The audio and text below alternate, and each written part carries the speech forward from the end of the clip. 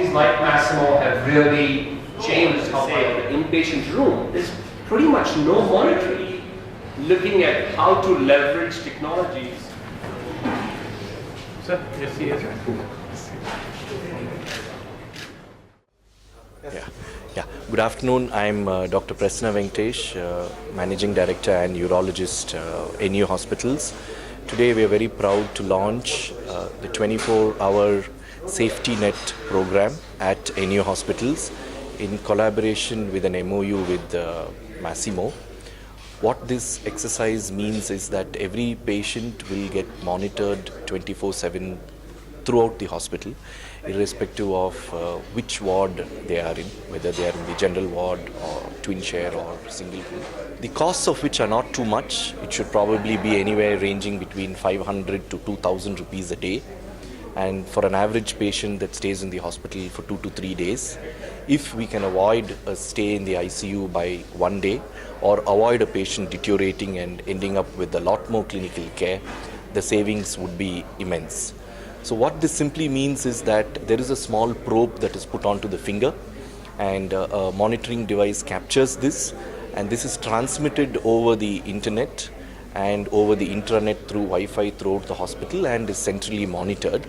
In the event that there is an alarm, say for example the oxygen saturation is lower, then there are paging devices that go off for the doctor and the nurse so that they can take immediate corrective action.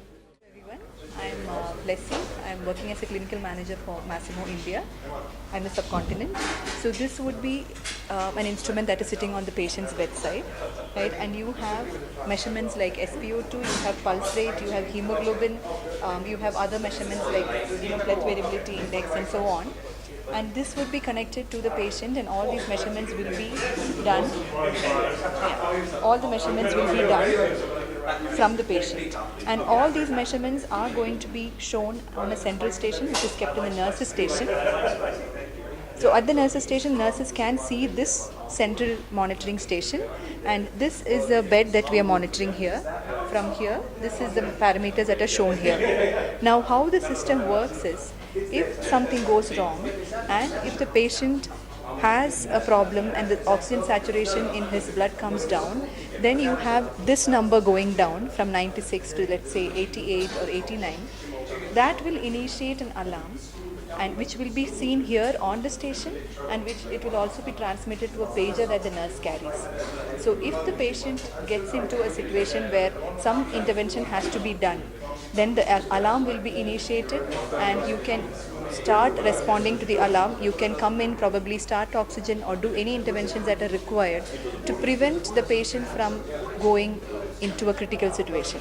So by this we can actually save the patient's life if you are able to early detect the problem much early, so that interventions can be initiated much early. So that is a concept. Thank you.